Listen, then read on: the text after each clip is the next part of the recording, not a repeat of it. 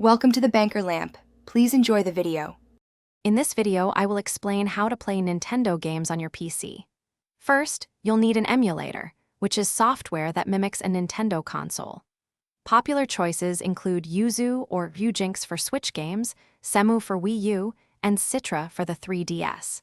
It's crucial to remember that using emulators is legal, but only if you own the original games. This ensures you're respecting intellectual property rights while enjoying your favorite titles on a new platform.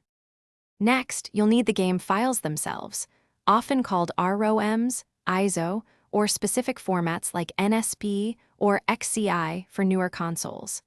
The most ethical and legal way to obtain these is by dumping them from your own physical game cartridges or digital purchases using specialized hardware. Never download games you don't own, as this constitutes piracy. There are many online guides explaining how to safely and legally back up your personal game library. Once you have your emulator and game files, it's time for setup. Download the emulator from its official website and follow the installation instructions. After installation, you'll typically need to point the emulator to your game directory. Then, configure your controls. Most emulators allow you to map keyboard keys or a gamepad. You can also adjust graphics settings, like resolution scaling up to 4 times the original, for a visually enhanced experience on your powerful PC. Finally, let's talk about controllers and enhancements.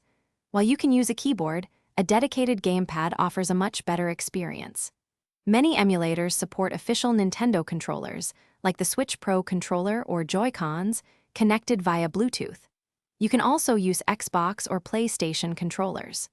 Beyond controls, explore community-made enhancements such as high-resolution texture packs or performance mods, which can significantly improve your gameplay, often running at 60 frames per second or higher, far exceeding original console performance.